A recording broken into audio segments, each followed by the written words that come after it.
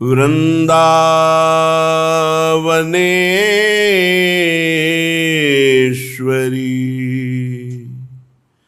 तवैव पदारविंदम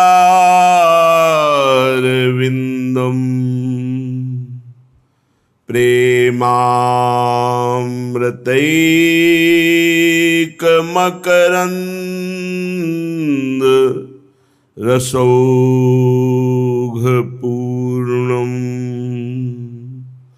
हृद्यर्पितं मधुपतेः स्मरतापमुग्रम्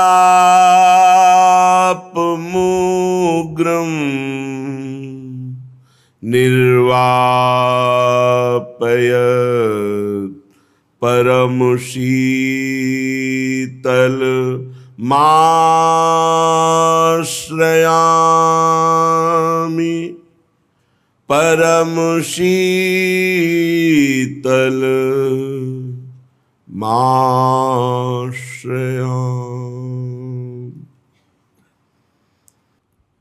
चलते हैं श्रीमद् भागवत महापुराण। बहुत सूक्ष्म प्रसंग है अध्यात्म का। करदम जी महाराज भगवान कपिल देव जी के उपदेश से संन्यास मार्ग का आश्रय लेकर अवधूत कोटि से ब्रह्म में स्थित होकर के विचरण करने लगे। एक दिन देखा बहुत शांत मुद्रा में भगवान कपिल देव जी विराजमान हैं। माता देहूति समीप जाकर के भगवान कपिल देव जी से प्रार्थना की, देहूति जी बोली, भगवान आप हमारे उद्धार के लिए पुत्र रूप में आए हैं, पर मैं जानती हूं आप कौन हैं। बस यही खास बात है, हम जानती हैं आप कौन हैं, ये पता होना चाहिए।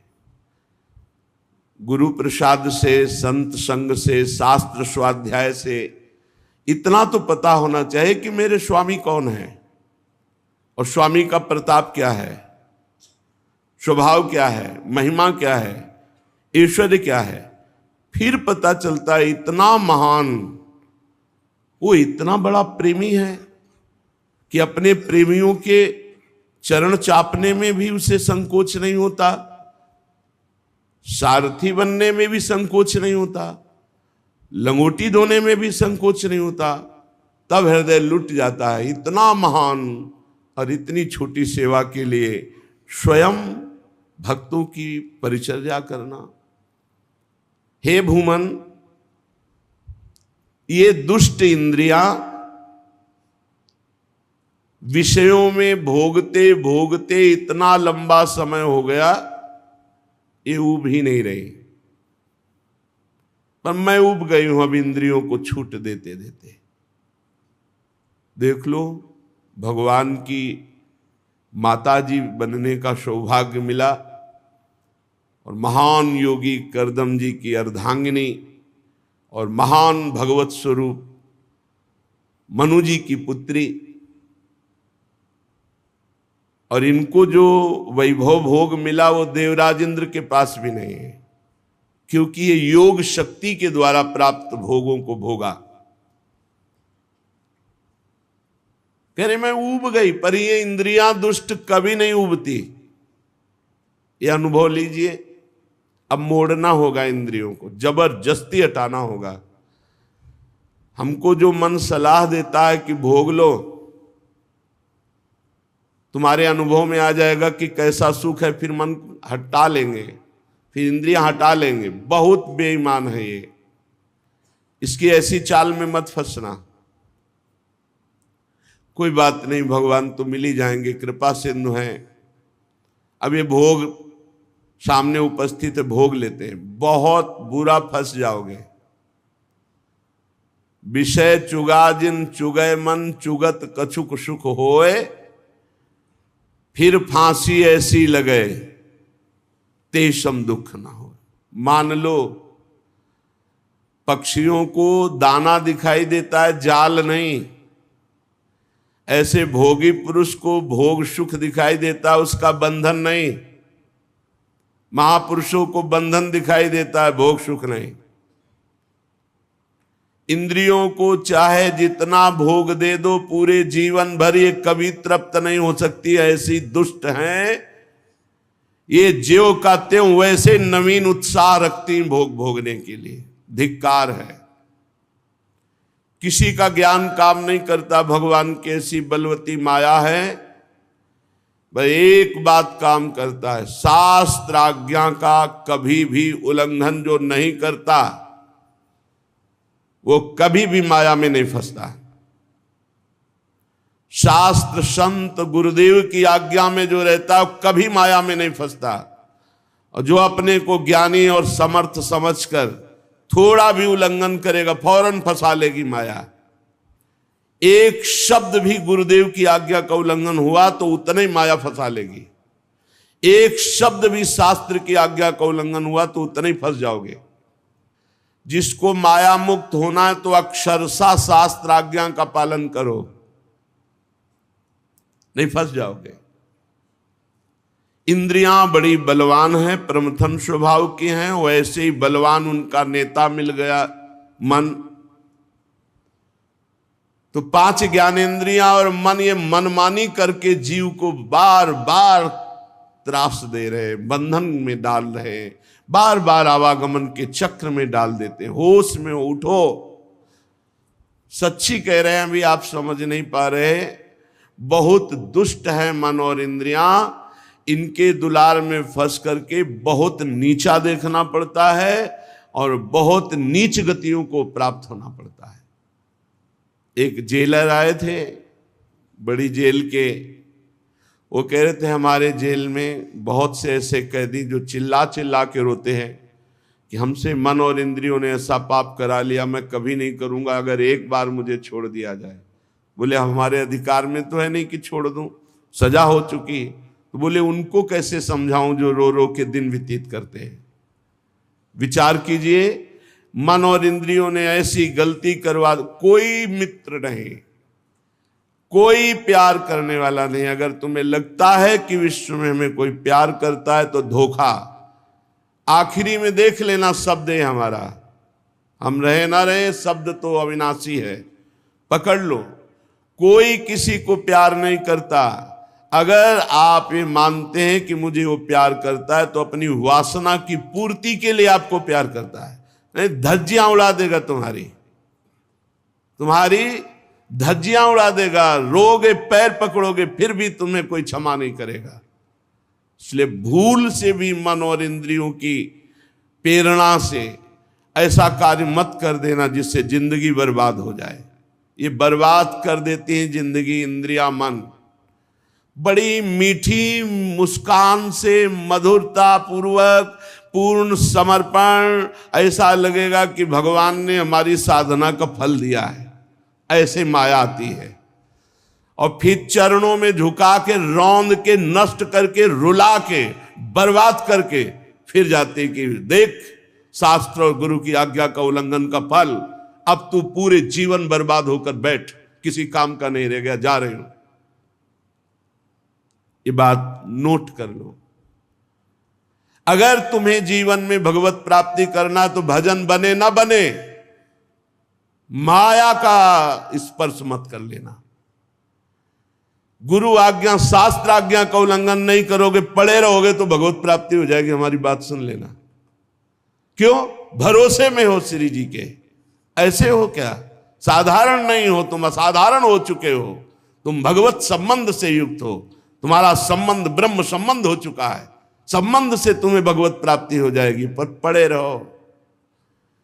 इधर उधर मन और इंद्रियों की, हाथ उठा के कहता हूं, मन और इंद्रियों की बात में मत लगना। ये इतनी नीच राक्षसी है, ये ऐसे फंसा देंगे कि आहा भाई नहीं बोल पाओगे किसी से, उत्तर भी नहीं दे पाओगे किसी को, ऐसे नीच हैं।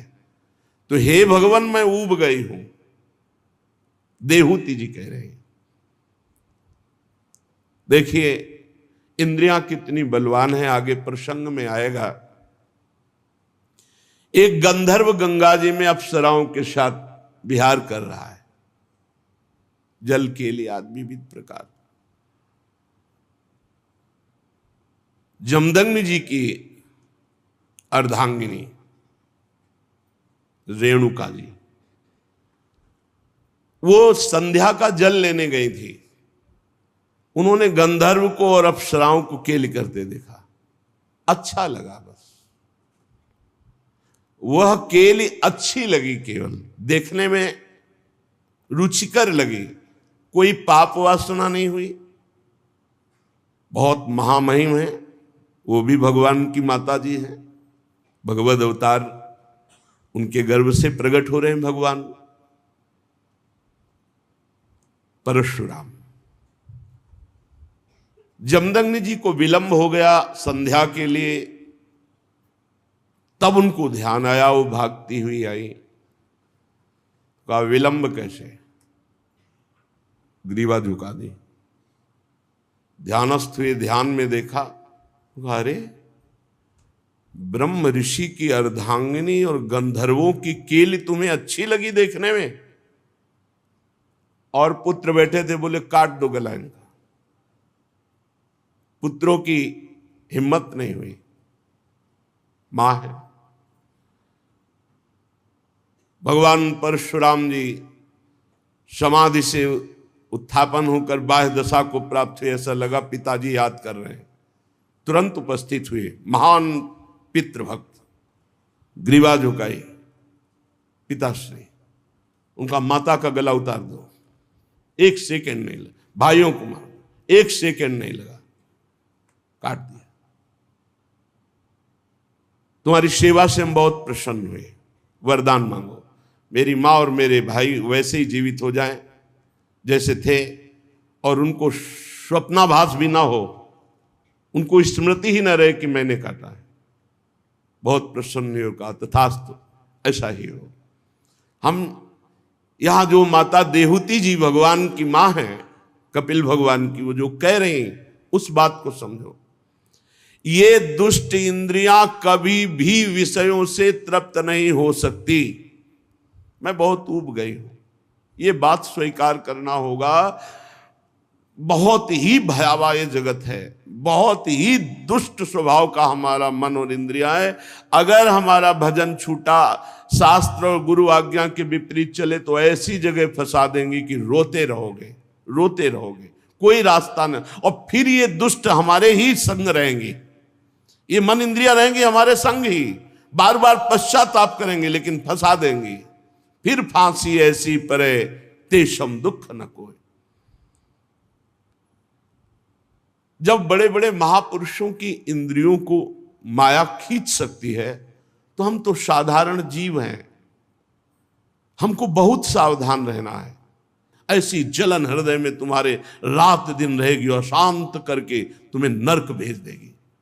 बहुत सावधान। प्रभु ये इंद्रियां मांग रखती रहती हो, मैं इनको पूरा करने में लगती, पूरा जीवन व्यतीत हो गया, मैं अज्ञान अंधकार में पड़ गई हूं। ये अपने लिए नहीं कह रहे, क्योंकि उनका अज्ञान अंधकार क्या, स्वयं ज्ञान के भास्कर भगवान कपिल देव जी पुत्र रूप में आए, वो तो मुक्त ही हैं, जिनके गर्भ से भगवान आए, वो हमारे लिए कह रहे। इन इंद्रियों की नई नई मांगे और उनके पूर्ण करने में हमारा पूरा जीवन बर्बाद हो गया। कभी जितेंद्रियता का अभिमान भी न करे। अगर बढ़िया साधन पूरे जीवन से चल रहा है तो अभिमान भी मत करना। संतों से सुना जाता है शास्त्र, इसीलिए कि शास्त्र तो है ही और साथ में उनका अनुभव होता है। इसलिए प्रथम सुने भागवत भक्त मुख भगवद वाणी। गीता और भागवत सुनने का आदेश भक्त के मुख से कह रहे हैं, क्योंकि स्वयं का अनुभव होता है। भगवान की माया अगर अहंकार कर लिया तो मुंह भरा गिरोगे। डरते रहो और प्रार्थना करते रहो कि हे हरि गुरु, कभी मेरे हृदय में अहंकार ना आवे, कभी वचन से भी ना निकल जाए कि मैं जितेंद्रिय हूं, मैं प्रतिग्रह रहित हूं, मैं कभी विषय सेवन नहीं, कभी ना निकल जाए, नहीं हाहाकार मच जाएगा जीवन में। ये भी लिख लो, दिमाग में बैठा लो, हाहाकार मच जाएगा। निकलना मुश्किल हो जाएगा, त्राहिमाम बोल पड़ोगे। ऐसी भगवान की प्रचंड माया है। प्रभु, मेरी तो जन्म परंपरा समाप्त हो चुकी है। क्यों? क्योंकि आप पुत्र रूप में मुझे प्राप्त हो गए हैं। इस अज्ञान अंधकार से पार लगाने के लिए ज्ञान रूपी नेत्र आप मुझे प्राप्त हो गए। मुझे अपनी अब चिंता नहीं, मेरा तो काम हो गया, आप मिल गए ना। यही तो है, यही तो है पूरे जीवन का लाभ की भगवान मिल जाएं। तस्य त्वं तमसोऽन्धस्य दुष्पारस्याद्य पारगम सचक्षुर्जन्मनामन्ते लब्धम में त्वदनुग्रहात्। आपके अनुग्रह से मैं तो पार हो चुकी, क्योंकि अज्ञान अंधकार से पार करने के लिए आप ज्ञान रूपी चक्षु मुझे प्राप्त हो गए पुत्र रूप में। स्वामिन, ये देह बहुत नरक है, बहुत नीच है। यदि भजन और भगवत साधना न बनी तो सबसे बड़ा नरक ये है। ये कष्ट, वो कष्ट, ये चाह, वो चाह, ये नरक।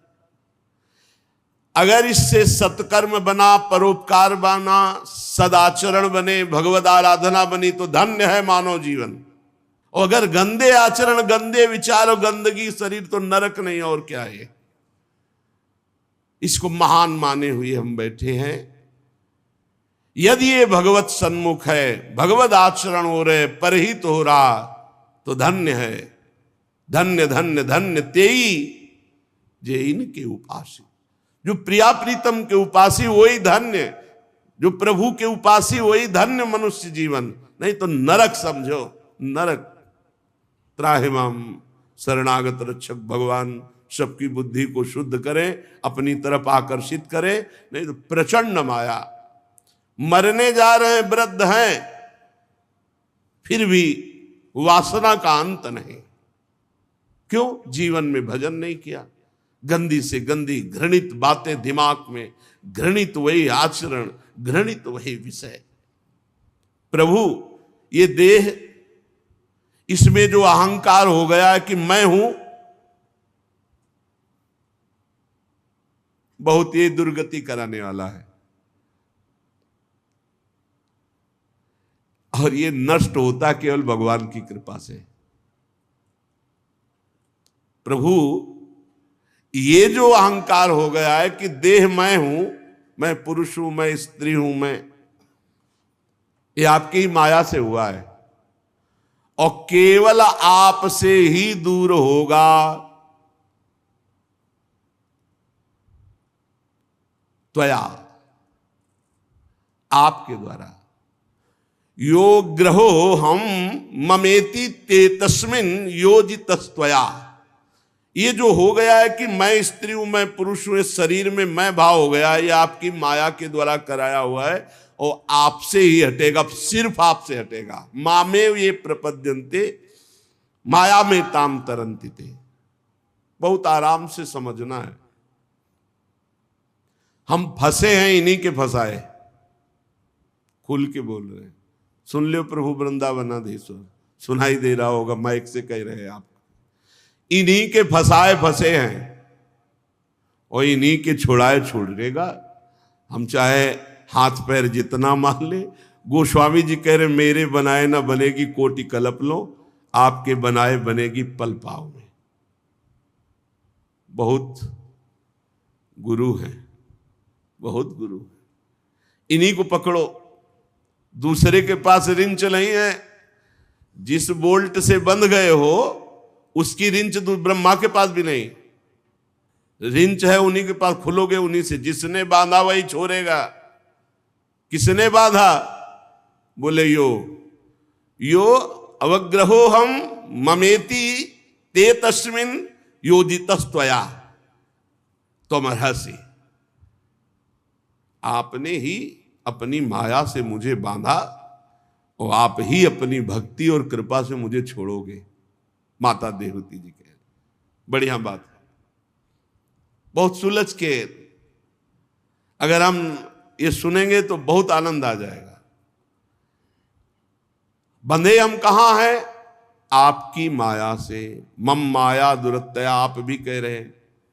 खोलेगा कौन? तो देहूति जी कह रहे त्वया, आप ही खोलोगे। जिसने बांधा है वही मुक्त करेगा। तो हमें क्या करना है? जिसने बांधा है उसकी शरण में हो जाओ। मामे वे प्रपद्यन्ते माया में ताम तरन्ति ते, उन्हीं की माया ने बांधा है, वही मुझे माया मुक्त करेंगे। तो भगवान की शरण में हो जाए। प्रभु ये संसार वृक्ष काटने के लिए ज्ञान रूपी कुठार आप मुझे प्राप्त हुए हैं। मैं प्रकृति और पुरुष का ज्ञान प्राप्त करने की इच्छा से आपकी शरण में हूं। आप भागवत धर्म जानने वालों में सबसे श्रेष्ठ हैं, मैं आपको प्रणाम करती हूं। श्री मैत्रेय जी विदुर जी से कह रहे हैं कि इस प्रकार जब माता देहूति ने अपनी अभिलाषा प्रकट की, जो लोकों को परम पावन करने वाले मोक्ष मार्ग में अनुराग उत्पन्न करती है, भगवान कपिल देव जी ने बड़ी प्रशंसा की, प्रश्न की और मृदु मुस्कान से युक्त होकर बोले, माता जी यह मेरा निश्चय है। चिंता, शोक, भय, दुख, विषाद, जन्म, मृत्यु, इससे मुक्त होने का एकमात्र उपाय अध्यात्म मार्ग है, दूसरा नहीं है। माता जी ये मेरा निश्चित मत है। आनंदित होने के लिए, परम सुखी होने के लिए, चिंता, भय, शोक, जन्म, मृत्यु मिटाने के लिए एकमात्र अध्यात्म मार्ग है, अध्यात्म मार्ग। इसी में आत्यंतिक सुख है। आत्यंतिक सुख कहते हैं जहां बिल्कुल दुख नहीं है, जहां ये लौकिक न दुख है न सुख है, अखंड आनंद। हे मां, सब अंगों से संपन्न उस योग का मैंने पहले नारद आदि ऋषियों के सामने वर्णन किया। अब आपने इच्छा प्रकट की है तो मैं आपको सुना रहा हूं। चेतः खलवश्य बंधाय मुक्तये चात्मनो मतम गुणेषु सक्तं बंधाय रतम वा पुंसि मुक्तये। माता जी, जीव के बंधन का कारण क्या है? मन। और मोक्ष का कारण क्या है? यही मन। बहुत ध्यान देने योग्य बात है। हमारे बंधन और मोक्ष का कारण क्या है? मन। तो दोनों बंधन और मोक्ष का कारण मन है, तो हम कैसे जाने कि कौन सा मन बंधन का कारण है, कौन सा मन मोक्ष का कारण है? तो जो भगवान को भूल करके विषयों का चिंतन करता है वह मन बंधन का कारण है, और जो विषयों से बैरागी होकर भगवान का चिंतन करता है वह मन मोक्ष का कारण है। खुली बात। जिसका मन भगवान का चिंतन करता है वो मुक्त है। जो भगवान से विमुख होकर संसार का चिंतन करता है वो बंधा हुआ मन है। माता जी, अहम ममाभिमानोत्थैः काम लोभादिभिर्मलैः वीतम यदा मनः शुद्ध मदुख मसुखम समम तदा पुरुष आत्मानं केवलम प्रकृते परम निरंतरम स्वयं ज्योतिर्मानमखंडितम। माता जी, ये जो मैं और ये मेरा, यही परमात्मा को ढकने वाला है, मैं और मेरा। जब तक कि मैं मेरा अर्पित नहीं होगा प्रभु में, तब तक काम नहीं बनेगा। मैं और मैं मेरेपन में कितने बड़े दोष हैं? बोले काम, क्रोध, लोभ, अहंकार, ईर्ष्या, द्वेष, बहुत दोष ही दोष। किसमें? मैं और मेरे में। मैं स्त्री में, पुरुष में, विद्वान में, धनवान में, कुलवान, और ये मेरा, ये मेरा, ये मेरा। जब मन प्रभु में लग जाता है, निरंतर चिंतन, तो ये मैं मेरापन भूलने लगते हैं, विस्मरण होने लगता है। और जहां मैं मेरापन छूटा कि सारे विकार नष्ट हुए और वो स्वयं मुक्तता का अनुभव करने लगता है, वो सुख दुख से छूटकर सम अवस्था को प्राप्त हो जाता है। निरंतरम स्वयं ज्योति रणिमान मखंडितम, तेजो में अपने स्वरूप का अपने आप से उसको अनुभव होता है, अपने आप से अपने। किसका? जिसका मन निरंतर भगवान के चिंतन में लगा है। ज्ञान वैराग्य युक्तेन भक्ति युक्तेन चात्मना परिपश्यत्युदासीनम प्रकृतिम च हतौजसम। हे माता जी, जब कोई सत्संग के द्वारा, शास्त्र स्वाध्याय के द्वारा ये ज्ञान प्राप्त करता है कि जो मेरा मन व्यर्थ के भोगों की आकांक्षा करता है, व्यर्थ का चिंतन करता है, इसी को संभालने के लिए तो हमारा मानव जन्म हुआ है। और वो मन को संभालता है, अर्थात वैराग्यवान बनाता है। शास्त्र ज्ञान से वैराग्य, और वैराग्य से फिर ज्ञान। जो ज्ञान अभी हुआ ये ब्रह्मबोध हुआ, या भक्ति युक्तेन चात्मना। दो बातें बताई, या तो शास्त्र ज्ञान प्राप्त हुआ, फिर भोगों से वैराग्य, और फिर स्वरूप बोध, तो मुक्त हो गया, या सीधे तन मन प्राण सर्वस्व भगवान को समर्पित करके और भगवान का भजन करता हुआ। ये दोनों को यही अनुभव होता है कि ये माया शक्तिहीन है। जो भजनानंदी है उसके आगे कोई माया का पावर नहीं। जो बोध संपन्न महापुरुष, वहां माया है ही नहीं। लेकिन हम लोग जो बीच वाले हैं, न ज्यादा ज्ञानी और न ज्यादा ज्ञानी हैं, इन्हीं को थप्पड़ लग रहे हैं माया के। जैसे अभी एक दिन सत्संग में सुना था कि दो ही सुखी है, या तो एकदम जिसका फेल हो चुका है दिमाग, पागल, और या जो एकदम बोध संपन्न है। वो बीच के जितने सब पिस रहे हैं, थोड़ा ज्ञान, थोड़ा आकर्षण माया का।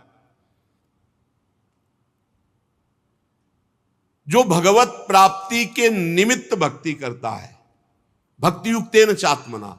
तो क्या और कारणों के लिए भी भक्ति होती है क्या? हाँ, जैसे माला चलाया जाता है तो एक भजन के लिए भी माला चलाया जाता है, और एक दूसरे के नाश के लिए भी चलाया जाता है। मारण, मोहन, वशीकरण, उच्चाटन, बहुत तरह की भजन वृत्तियां हैं। हाँ, ऐसी वृत्तियां हैं। भजन का बड़ा प्रभाव है। अगर तामसिक मंत्रों का प्रयोग कर दे तो मतलब तत्काल मृत्यु हो जाए, अकाल मृत्यु हो जाए। मंत्र बल, अब पर अपना जीवन बर्बाद कर दिया ना, किसी का अहित कर दिया मंत्र बल से। जैसे यज्ञ होती भगवान नारायण की प्रसन्नता के लिए, लेकिन अविचार भी तो यज्ञ का होता है, दूसरों के नाश के लिए। जैसे सुदक्षिण कर रहा था काशी में बैठा हुआ द्वारिकाधीश के लिए, बहुत ऐसे हैं। जो भक्ति केवल भगवत प्राप्ति के लिए होती है, उसी का यहां भाव वर्णन कर रहे हैं कि या तो ज्ञान और ज्ञान से वैराग्य और वैराग्य से बोध, और या फिर सर्वात्म भाव से भगवान में समर्पित होकर श्री हरि की प्राप्ति के लिए भक्ति। भजन केवल भगवत प्राप्ति के लिए, ना संकट निवृत्ति के लिए, ना अर्थ प्राप्ति के लिए, ना किसी को दुख देने के लिए। ये बड़े बड़े साधकों में चूक हो जाती कि अपने भजन का प्रयोग दूसरे के अनिष्ट करने में कर देते। जैसे हमारे मन के प्रतिकूल आप चले तो जबान से तो नहीं बोले, बहुत संभाल लिए, शरीर से भी आपको पीड़ा नहीं पहुंचाई, लेकिन भजन करते हो मन से सोच, हो गया प्रयोग, हो गया, क्योंकि पावर है, भजन है। वो भजन जाकर के उसे नष्ट करेगा, उसको पीड़ा पहुंचाएगा, उसको बाधा पहुंचा देगा, क्योंकि भजन बल है।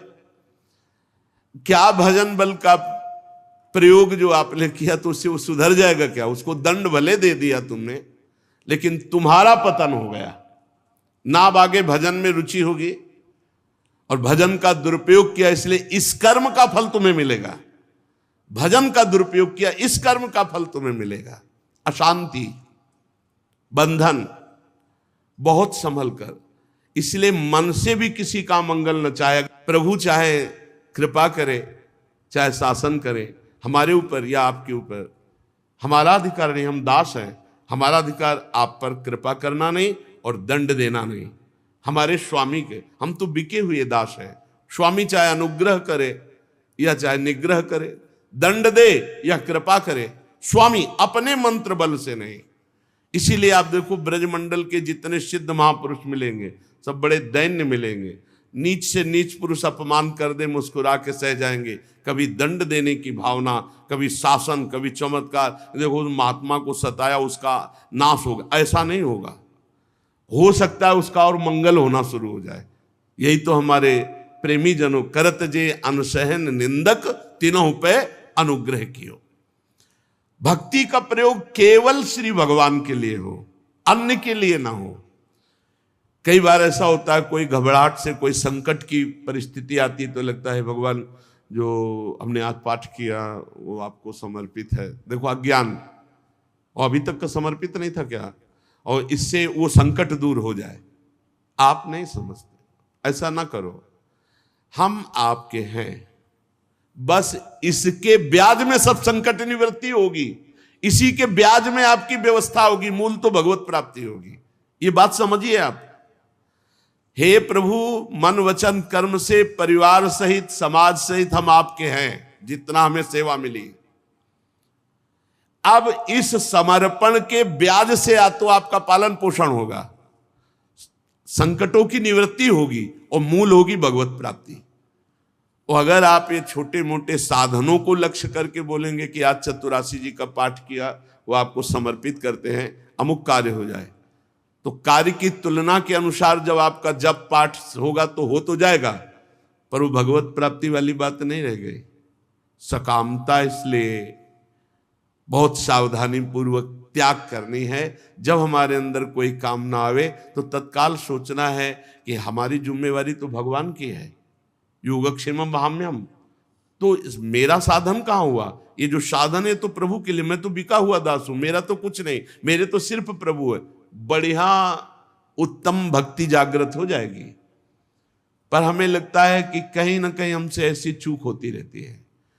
अनुग्रह और निग्रह ये दोनों भक्त के अंदर नहीं होते। कृपा करना या दंड देना ये नहीं होता, ये स्वामी के ऊपर होता है। वो स्वामी की तरफ देखता है। चाहे हमें कृपा करो दंड दो, या जो हमारे साथ प्रतिकूल व्यवहार कर रहा है उस पर कृपा करो या दंड दो, स्वामी के ऊपर की बात। हम तो बिके हुए दास हैं।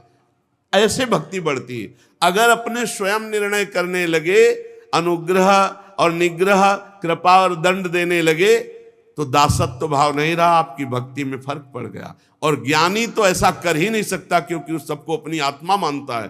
तो वो कैसे किसी पर कृपा या दंड का? करुणा और मैत्री ये नहीं, कृपा और दंड देना ये ज्ञानी में नहीं, क्योंकि द्वैत है ही नहीं। और भक्त में इसलिए नहीं कि वो बिका हुआ है भगवान के, दोनों में ये बात नहीं होती। तब उसके सामने मंगलमय मार्ग प्रकाशित होता है भगवत प्राप्ति का। विवेकी जन, बहुत ध्यान देने, बहुत अमृतमय प्रसंग है। विवेकी जन, महापुरुष जन कहते हैं कि संग या आसक्ति यही दुर्गति प्रदान करती है। संग या आसक्ति ये आत्मा का अच्छेद्य बंधन है। बहुत सूक्ष्म विषय है, साधारण लोग साधारण भाव में ना ले जाएं। पूरा जीवन जब व्यतीत होता है वैराग्य से, फिर कोई थोड़ा भी प्यार करता है तो चिंगारी की तरह कहीं ना कहीं कुछ बकाया रहता है, लगता है मेरा कोई है। बस समझ लीजिए कि ये वो है जो पूरे जीवन के परिणाम में गुणा लगा देने वाला है। बहुत समझ लेना, अगर समझ पाओ ना समझ पाओ तो भगवान कृपा करेंगे, आगे समझा देंगे। जैसे चक्रवर्ती सम्राट ऋषभदेव भगवान के पुत्र पुत्रियां, राजरानी, वैभव, सुख, भोग सब छोड़ा भगवान के लिए। बहुत काल तक गंडकी नदी के किनारे भजन किया। थोड़ा हिरन के बच्चे में, और वो कोमल कोमल सींगों से ऐसे खुजलाता ना, तो जैसे राजकुमार गोद में हो ऐसे हिरन के बच्चे को लेकर छाती से लगाते और वत्स तेरा मंगल हो। मतलब छुपा हुआ राग पुत्र पुत्री और परिवार का पूरा हिरन पे आ गया। वो अगला जन्म हिरन का हो गया। पूरे जीवन में हमारे प्रिय शब्द केवल भगवान के लिए रहे। जीवन में मैं और मेरा ना आने पावे। मैं ना, मेरा ना, मैं नहीं, मेरा नहीं, ये दो शब्द रहे। बहुत कठिन है। मैं नहीं और मेरा नहीं, ये बस आराम से समझना है, यही हमारा बंधन है। लेकिन यही जब संग या आसक्ति संत महापुरुषों के प्रति हो जाती तो मोक्ष का खुला द्वार हो जाता है। आसक्ति संत महापुरुषों से, मेरे प्राण, मेरे जीवन धन, मेरे सर्वस्व। जैसे एक कामी पुरुष कामिनी में आसक्त, ऐसे गुरुदेव में आसक्त, ऐसे संत में आसक्त। यहां भगवान कपिल देव जी कह रहे हैं, प्रसंग मजरम पास्मात्मनः कवयो विदुः शैव साधु सुकृतो मोक्ष द्वारम अपावृतम। ये संग या आसक्ति यही बंधन का कारण है। और यही संग या आसक्ति जब संत महात्मा से हो जाती है तो मोक्ष का खुला हुआ द्वार। लेकिन हमने देखा संत से आसक्ति नहीं होती, संत से अपनी वासना पूर्ति की आसक्ति होती है।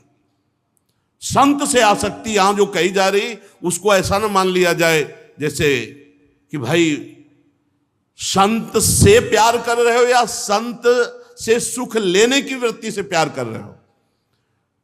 वैभव, आशीर्वाद, वासना की पूर्ति, संत से प्यार मतलब उनकी आज्ञा पर चलना, मतलब उनके हुक्म पे प्राण त्याग देना, बहुत बड़ी बात है। संत महात्मा में आसक्ति हो जाना, आसक्ति हो जाना बहुत बड़ी बात है। कभी भी किसी भी शरीर विपरीत आकर्षण पर एकांत में संभाषण, मिलना जुलना, बातचीत बिल्कुल नहीं। हमारी बात मान लेना, नहीं जिंदगी में पछताओगे। संतों से उनके अनुभव सुने जाते हैं। यह आसक्ति केवल संत महापुरुषों से। अब बहुत बड़ी बात कह दी कपिल भगवान ने कि सीधा मोक्ष द्वार है, अगर संतों से आसक्ति हो गई तो मुक्त हो गए। अब वो संत कैसे हो जिनसे आसक्ति भगवत प्राप्ति करा देगी, तो आगे वर्णन कर रहे हैं। तितिक्षवः कारुणिकाः सुहृदः सर्वदेहिनां अजात शत्रवः शान्ताः साधवः साधु भूषणाः मयि अनन्येन भावेन भक्तिं कुर्वन्ति ये दृढ़ां मत्कृते त्यक्त कर्माणस् त्यक्त स्वजन बांधवाः मदाश्रयाः कथामृष्टाः शृण्वन्ति कथयन्ति च तपन्ति विविधास्तापा नैतान् मदगत चेतसः त एते साधवः साध्वी सर्वसंग विवर्जिताः संगस्ते स्वथ ते प्रार्थ्यः संग दोषहराहिते शतां प्रसंगान् मम वीर्य संविदो भवन्ति हृत्कर्ण रसायनाः कथाः तज्जोषणादास्वपवर्गवर्त्मनि श्रद्धा रतिर्भक्ति रनुक्रमिष्यति।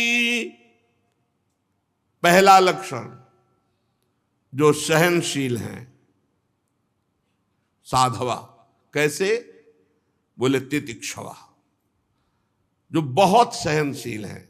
संत की पहचान जिनकी आसक्ति मात्र से भगवत प्राप्ति हो जाएगी, जो सहनशील हैं। कई संतों को देखा, उस दिन तो बार बार प्रणाम मन कर रहा था। संत थे दो, अरुण भगवा वस्त्र धारण के सब्जी मंडी में सब्जी मांग रहे थे। तो एक आदमी रजोगुणी वेश पैंट शर्ट से थप्पड़ मारा सामने से उनके गाल में। वो 60-65 वर्ष के दो महात्मा एक साथ, झोली टांगी हुई थी, सब्जी मौन ऐसे झोली ऐसे फैला दी, कोई एक परवल डाल दिया, कोई एक आलू डाल दी, कोई ऐसे हाथ जोड़ दिए। अलग अलग भाव के लोग थे। वो उतरा गाड़ी से, कुछ नहीं बोले तो उसको और जिद चढ़ गई, लात मारा उसने सामने से पीछे से दोनों महात्माओं के। लेकिन उन्होंने मुड़कर नहीं देखा। हम बार बार उनकी इस वृत्ति को देख के हृदय शीतल होता, प्रणाम करते रहे कि आप जैसे महात्माओं से ये जगत पावन होता है। ये गुप्त रूप से विचरण करने वाले अवधूत शिरोमणियों, आपके चरणों से तीर्थी कुर्वन्ति तीर्थानि। आप जैसे महात्मा जब तीर्थों का स्पर्श करते हैं तो उनमें तीर्थत्व आ जाता है। सबसे पहली पहचान साधु की तितिक्षवा, सहनशील। बहुत कठिन है सहनशीलता।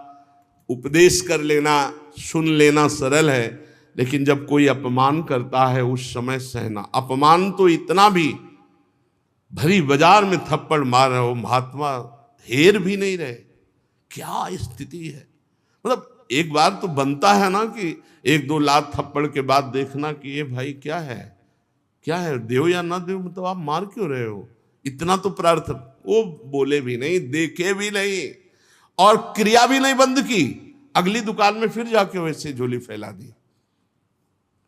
प्रणाम है ऐसे महापुरुषों को जो तितिक्षवा, बड़े सहन। प्रकृति सर्दी गर्मी बरसाते और मनुष्य के द्वारा दी हुई प्रतिकूलता। दूसरा कारुणिकाहा, बड़े दयालु स्वभाव के। इसी का दुरुपयोग होता है। कभी कभी संतों की दया का दुरुपयोग लोग करते हैं।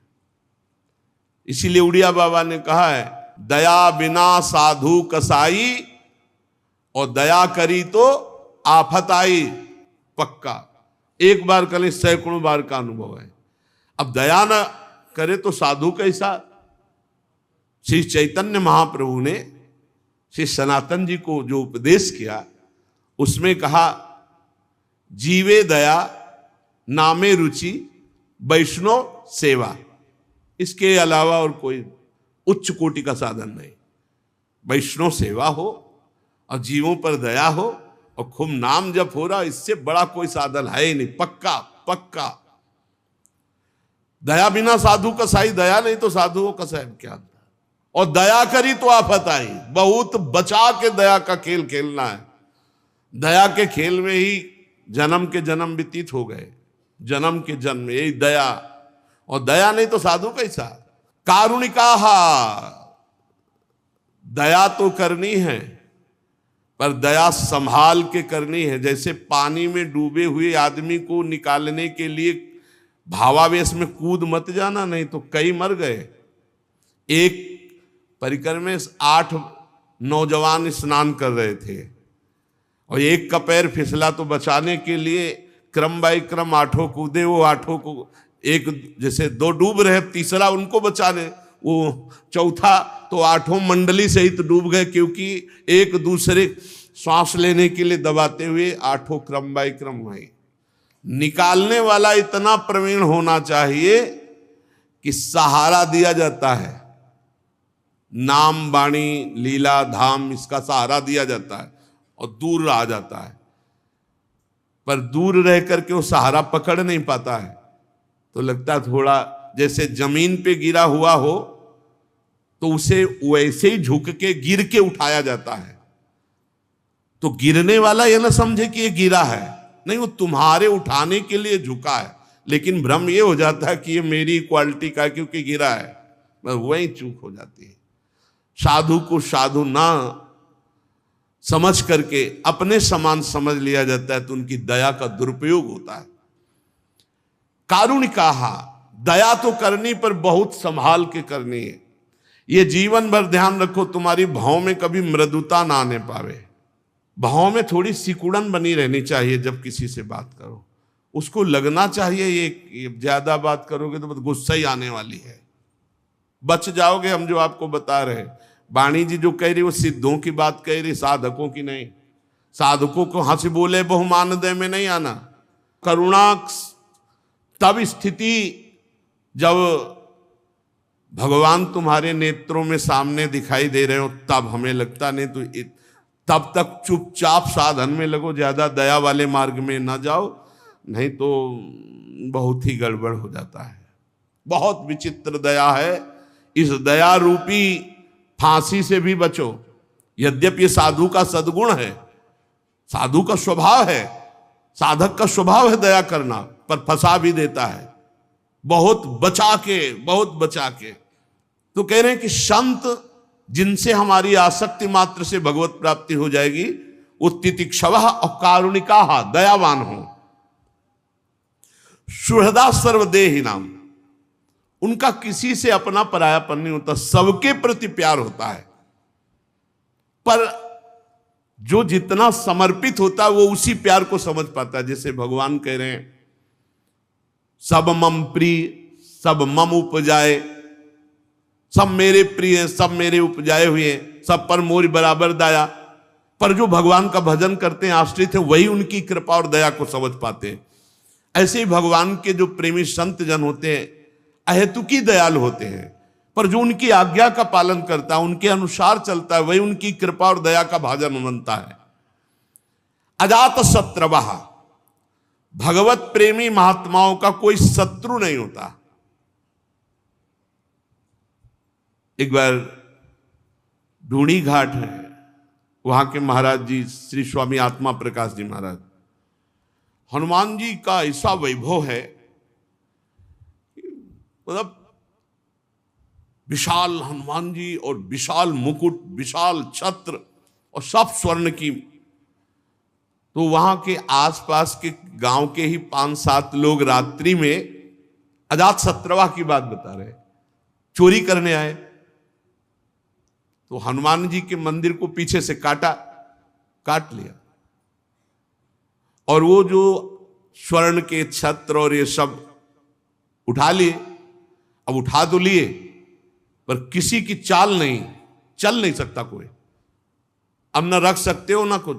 सिद्ध महापुरुष सिद्ध हनुमान जी वैसे लिए खड़े रहे। रात्रि के 2 बजे गंगा स्नान करने श्री स्वामी आत्मा प्रकाश जी, वहां किसी का प्रवेश नहीं।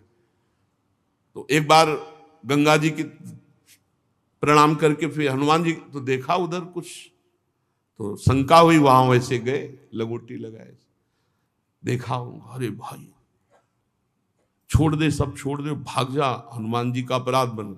उन लोगों ने बहुत पीटा, स्वामी जी को बहुत पीटा, मतलब वो अपनी जान में मार ही डाले से। स्वामी जी जो गए से सब रख दिए, और स्वामी जी को पीटा। अब जब सुबह हुआ जो नित्य सेवा, वो जब देखा ऐसा सब बड़े बड़े अधिकारी कानपुर के, स्वामी जी आप बता भर दीजिए, थोड़ा सा बता दीजिए। और स्वामी जी को पूरा पता था। स्वामी जी ने कहा हमें कोई पता नहीं किसने मुझे मारा है, सब कर्मों का भोग है, शरीर का कोई कर्म होगा उसी बहुत। और कृष्ण शरीर तपस्वी, अजात शत्रवा, भगवान के प्रेमी जन, भगवान के संत जन कभी किसी को अपना शत्रु नहीं मानते कि वो तप बल के द्वारा या किसी समाज बल के द्वारा या पदाधिकारी बल के द्वारा उसको दंड दिलवा दे। जिनका शत्रु हुआ ही नहीं सृष्टि में, उसे अजात शत्रु कहते हैं। अपने यहां सेवक वाणी में लिखा है, हरिवंश नाम लीन जे अजात शत्रु ते सदा। जो नाम में निरंतर लीन है उनके हृदय में शत्रुता रहती ही नहीं, पूरे विश्व में उनका कोई दुश्मन नहीं होता, भले उनसे कोई दुश्मनी माने, नहीं होता। अजात शत्रवा। और शांताः, सबसे पहला भाव है अपने यहां शांत भाव, शांत, दास्य, सख्य, वात्सल्य, गोपी भाव, सहचरी भाव, शांत भाव। शांत वही है जो हर स्थिति में शांत रहे। द्वंद्वों में समता ही शांति है। सेवक जी महाराज सेवक वाणी में, शत्रु मित्र सम जानी, मान मान अपमान सम, दुख सुख लाभ न हानि, यह है शांत भाव। शत्रु मित्र में समान भाव, मान अपमान में, निंदा स्तुति में, लाभ हानि में, सुख दुख में शांत, किसी भी स्थिति में अशांति नहीं, शांत किसी भी स्थिति में। बड़ा कठिन बात है, कह तो गए निंदा स्तुति में कुछ नहीं। सामने से जब कोई गाली देता है ना और निंदा करता है ना, फिर हृदय में बिल्कुल कुछ नहीं होना चाहिए। जैसे हमारे सामने कोई दूसरी भाषा में हमें गाली दे तो हमें कुछ नहीं होगा, क्योंकि हम समझते नहीं क्या बोल रहा है। जब हमारी भाषा में हमको गाली दे, हम समझते हुए भी हमारे हृदय में कोई परिवर्तन न हो, कोई क्षोभ न हो, कोई स्थिति न भी, बड़ा कठिन बात है। ये तभी हो सकता है जब भगवान की कृपा प्रसाद से द्वैत भाव मिट गया है, सब में ब्रह्म भाव, भगवत भाव, तभी शांत भाव की स्थिति होती है। तो भगवान के जो प्रेमी संत जन वो शांताः, और कह रहे हैं कि साधवा साधुभूषणाः। साधु का एक स्वभाव होता है जो बहुत सरल होता, छल कपट नहीं होता। पर छल कपटी लोग उनके स्वभाव को कपट ही समझेंगे। उनका सरल स्वभाव, न मन कुटिलाई, कुटिलता नहीं होती, सरल स्वभाव होता है। साधवा साधुभूषणाः, सरल स्वभाव और दूसरों का सम्मान करना, यह संतों में स्वाभाविक स्थिति होती है। सहनशील, दयालु, समस्त देहधारियों के अकारण हितैषी, किसी के प्रति शत्रु भाव न रहना, शांत स्वभाव, सरल स्वभाव, दूसरों का सम्मान देने का स्वभाव। और खास बात, मयि अनन्य भावेन भक्तिम कुर्वन्ति ये दृणाम। जो मेरे में अनन्य होते हैं, स्वप्न में भी किसी और की आशा नहीं, एकमात्र प्रभु की। प्रभु से एक प्रार्थना किया जाए नित्य तो बहुत जल्दी लाभ मिलेगा।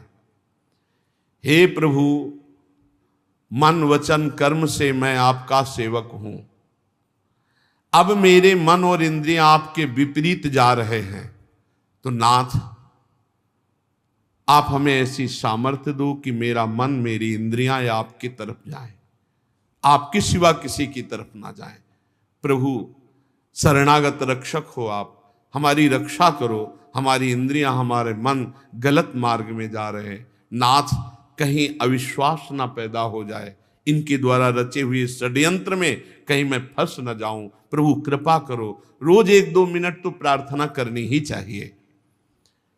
संत जन जिनके शरणागति मात्र से, संग मात्र से भगवत प्राप्ति, बोले मई अनन्य भावेन भक्तिम कुर्वन्ति ये दृढ़ाम, मेरे में अनन्य भाव, अन्य कोई मंत्र, अन्य कोई तपस्या, कोई बल, कोई योग, कुछ नहीं। बड़े प्रलोभन आते हैं जीवन में, ये मंत्र सीख लो ऐसा हो जाएगा, ये मंत्र सीख लो ऐसा हो जाएगा, बड़े प्रलोभन। एक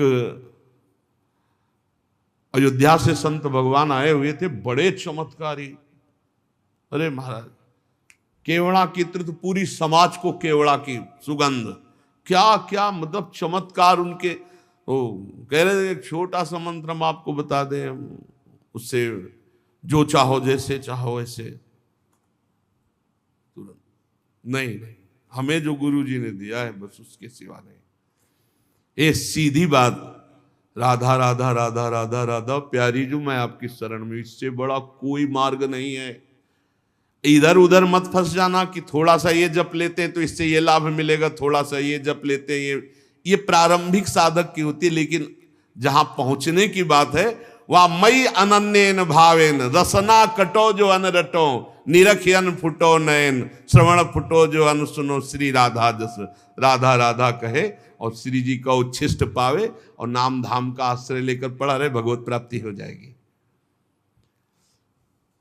कैसे भगवत प्रेमी संत जन हैं? बोले मई अनन्येन भावेन भक्तिम कुर्वन्ति ये दृढ़ाम, वो सुदृढ़ अनन्य भाव से मेरे में प्रेम करते हैं। बड़ा चमत्कार है।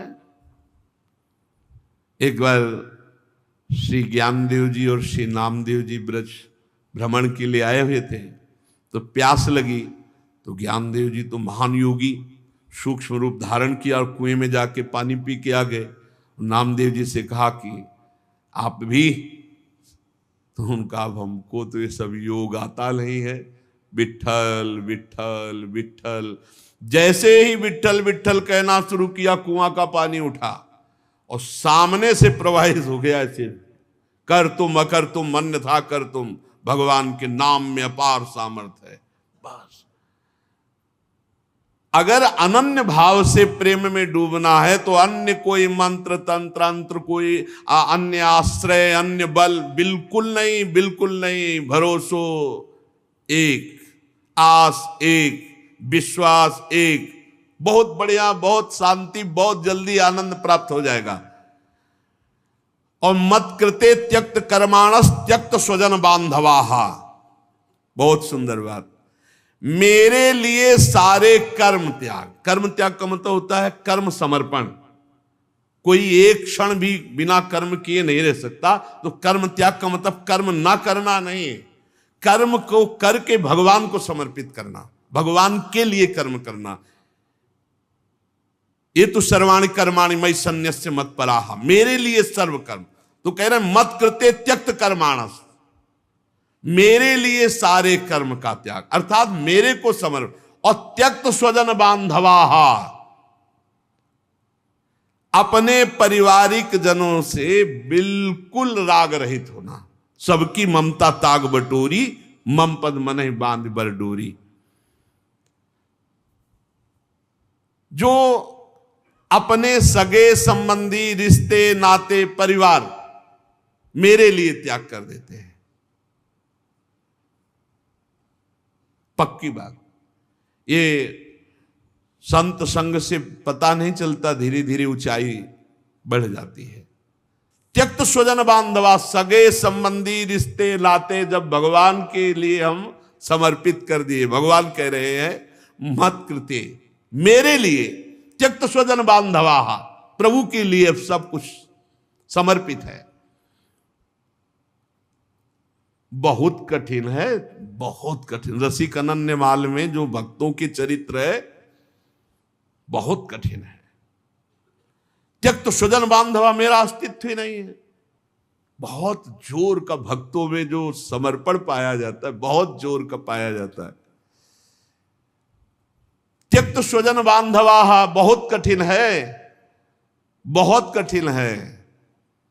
ये अंदर की बात है। इसीलिए भगवान ने गोपी जनों से कहा, जो सगे संबंधियों की बेड़ियों को बड़े बड़े योगी यति नहीं तोड़ पाते, मेरे लिए तुमने उनका त्याग किया, मैं तुम्हारा ऋणी हूं। श्री भगवान गोपीजनों से कहते हैं, आई ब्रजनारी सुनत बंसीरो गृहपति बंधु बिसारे, दर्शन मदन गोपाल मनोहर मनसिज ताप निवारे। और मदाश्रयाहा, वो केवल मेरे आश्रित रहते हैं, किसी और का आश्रय नहीं। प्रायः जब कोई पदाधिकारी या बड़े जन आते हैं ना, तो एक कार्ड निकालते हैं और ऐसे देते हैं। ये लोग पूछते क्या है, बोले कभी जरूरत या कभी कुछ भी आपके हम काम आवे तो होता डाल लो अपनी जेब में, डाल, निकलो बाहर निकलो, चलो। मदाश्रया। एक बार सदगुरुदेव भगवान से किलजी लिया रहे थे, छोटी कुटिया मोहनलाडली कुंज में जब रहते थे, तो कहा नंबर लिख के दिया, तो कहा महाराज जी, महाराज जी का ये क्या भैया? बोले नंबर है। तो बोले क्या करेंगे? बोले कभी जरूरत हो तो फोन लगा देना। बोले हाँ, अभी तक जरूरतें आपसे ही पूरी होती, ले चलो। हमसे कहा इसको कभी घुसने मत देना कहा इसको कभी घुसने मत देना यार। मदाश्रया, भगवदाश्रित, अन्य आश्रय नहीं। ये उन संतों के जिनके संग मात्र से भगवत प्राप्ति हो जाएगी। मदाश्रया। और फिर आगे कथामृष्टाहा, आहा, मेरी पवित्र मीठी कथाओं को, अमृतमयी कथाओं को सुनते, तो कथा अमृतम तत् हृदय में ऐसी मिठास की और सुनता रहूं भगवत चर्चा। कथामृष्टा श्रणवंती, और फिर कथयंती च, भगवान की चर्चा करने में एक विशेष जोश हो, आवेश होना चाहिए। चर्चा करते जा रहे तो चर्चा करते, ऐसे देखिए संतजन कि जब चर्चा करना शुरू हो गए तो न समय का ध्यान है न स्थान का ध्यान है। महाराज जी, अच्छा, तो फिर आगे फिर शुरू हो गए, 3-4 बार प्रार्थना करने, अच्छा नहीं तो भगवत आवेश, भगवत चर्चा व्यसन, भगवत चर्चा का व्यसन। कथामृष्टा श्रणवंती कथयंती च, मेरी कथा श्रवण में और कथन में उनका बड़ा अनुराग होता है संत जनों का। और तपंती विविधास्तापा नैतान मदगत चेतसा, विविध प्रकार के ताप वो मेरे लिए सहते हैं। सर्दी, गर्मी, भूख, प्यास, मान, अपमान, निंदा, स्तुति, सब मेरे लिए वो सहते हैं। एक संत भगवान को देखा, वो केवल एक बोरा लिए रहते थे ऐसे, और यहां से ऐसे कांच लगाए गमछा पहने रहते थे। बिल्कुल ऐसा लगता था कोई कबाड़ मिलने वाले हैं, बोला रखते ही बोरा ऐसी थे। और बड़े उच्च कोटि के संत। कई दिन उन पर जब नजर हुई तो उनकी जो वृत्ति देखी तो लगा कि वृत्ति तो भगवदाकार है। तो एक दिन ये जो बर्फ फैक्ट्री के सामने बट वृक्ष है, उसके आगे वो ऐसे फुटपाथ में बैठे थे। तो रात्रि में जब भिक्षा मांग कर पाके लौटते थे, तब कहीं कोई न कोई महापुरुष मिलते थे। बैठ गए उनके नजदीक, तो बोरा उठाया चल दिया। हमको सुनो सुनो महाराज, थोड़ी देर तो बैठ लो, आप जैसे गुरुजनों संतजनों की कृपा से ही अपने लोग चल पाएंगे। वो आप उठाए बोरा चल दिए महाराज। फिर आगे बढ़े उनके, फिर वो एकांत में जब देखा तो क्या है, कुछ नहीं, बस आपके पास बैठना है। बैठ गए। तुमका ऐसी स्थिति आपको कहां से प्राप्त हुई? उनका श्रीमद् भगवद गीता जी से। आप भिक्षा, बोले अयाचक वृत्ति, जो मिल जाए। बोरा में क्या लिए? कुछ नहीं ऐसे टांगे। तो कहा ये क्यों टांगे हो? बोले ये सब रक्षा के लिए है। उनको बोरा क्या रक्षा करता है? बोले लोगों के दिमाग में तो आता है ना कि पागल है या तो कबाड़ बटोरता है। एक दिन उनको देखा और पड़े सोच ही सोच, बड़ा कष्ट। जो ही नजदीक गए तो उन्होंने रोक दिया। हम काम कोई औषधि? बिल्कुल नहीं। और दूसरे दिन वहां से अंतर ध्यान गायब हो गए। बड़े सहनशील और केवल भगवद आश्रित कई ऐसे महात्माओं के दर्शन हुए। एक महात्मा को देखा, गोरे दाऊ जी हैं, उनके सामने वो लौटते रहते थे, सबकी दंडवत वैसे लौटते रहते। रात्रि के जब आए तो वर्षा हो रही थी, पेड़ के नीचे भीगे ऐसे खड़े, बस ओट चल रहे थे। महाराज जी उस समय मदन टेर में रहते, उनका आप कुटिया चलेंगे, वहां थोड़ा कुछ भोग रखा है, आप ले लीजिए। आ गए, उनसे पूछा आपको ऐसी स्थिति कैसे प्राप्त हुई। ये बहुत अंदर जिज्ञासा रहती थी कि हमारा ऐसा अनुमान है कि आपका निरंतर नाम चलता है, आप देह भाव से अतीत, सर्दी और वर्षा हो रही है और आप ऐसे पेड़ के नीचे खड़े रहते हैं, आप किसी, तो आपको ऐसी स्थिति। तो उनका एक नाम बताया, उनका इस नाम के निरंतर जपने से मुझे ऐसी स्थिति। तो उनका आप सबको प्रणाम करते हैं, थक नहीं जाते। बोले नहीं, जिसको प्यार करता हूँ भगवान सब में दिखाई देते, तो मुझे हर दंडवत में और बल मिलता है, और बल मिलता है। बड़े सुंदर सुंदर वृंदावन धाम है ना, एक से एक दिव्य संतों के दर्शन होते हैं। जब भगवान मिलाते हैं वैसे ही भगवान आपके पास से निकल जाएंगे, आप जानोगे नहीं कौन किस कोटि का है, महापुरुष है। भक्त मेरे संसार के तरह तरह के ताप कष्ट मेरे लिए सहते हैं, मेरे लिए सहते हैं। साध्वी ताएते साधवा साध्वी सर्व संग विवर्जिता। ऐसे ऐसे मेरे जो भक्त हैं सर्व संग परित्यागी, वो महापुरुष होते हैं। तुम्हें ऐसे ही संतों के संग करने का भाव रखना चाहिए, क्योंकि उनके संग से सब दोषों का नाश हो जाता है। कभी कभी ऐसा होता है कि तुम्हारे किसी महान दोष को नष्ट करने के लिए वो दोष की लीला करते हैं, लावे खाया जाए, ये खाया जाए, और इतना आपको उस बात से घृणा हो जाएगी, वो ऐसे ढंग से अपनी वस्तु देते हैं कि समझ में नहीं आता। बोले ऐसे ऐसे सर्वसंग परित्यागी महापुरुष होते हैं जो आसक्ति से उत्पन्न होने वाले सारे दोषों का ही हरण कर लेते हैं। सत्पुरुषों के समागम में सताम प्रसंगान मम वीर संविदो भवंति हृत्कर्ण रसायना कथा।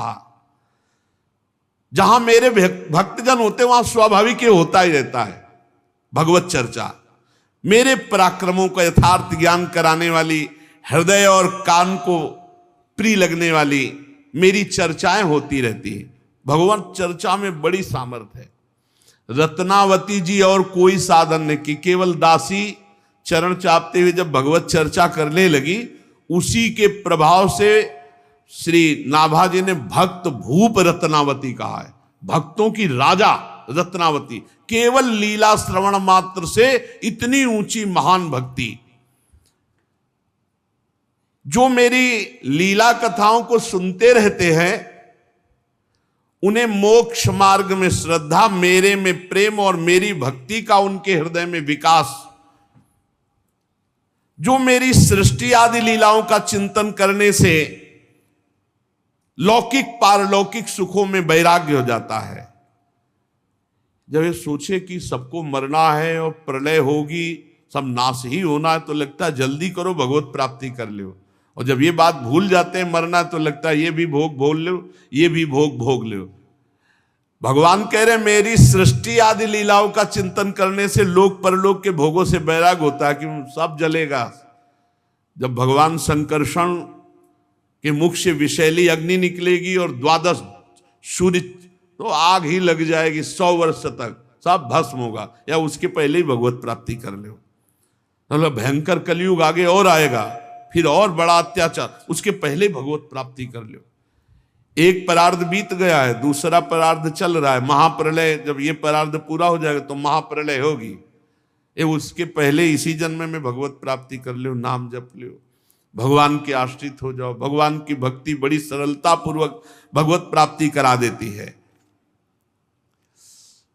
इस प्रकार प्रकृति के गुणों से उत्पन्न हुए शब्दादि विषयों का त्याग करने से, वैराग्य युक्त ज्ञान से, योग से, मेरे प्रति की हुई सुदृढ़ भक्ति से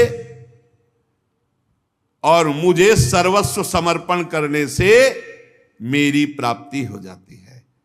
भगवान ने कई साधन बताए, वैराग्य युक्त ज्ञान से, या अष्टांग योग से, या विषयों के त्याग से, या मेरे प्रति सुदृढ़ भक्ति क्या सर्वस्व अर्पित कर दो। हे नाथ मैं आपका, वो संभाल लेंगे।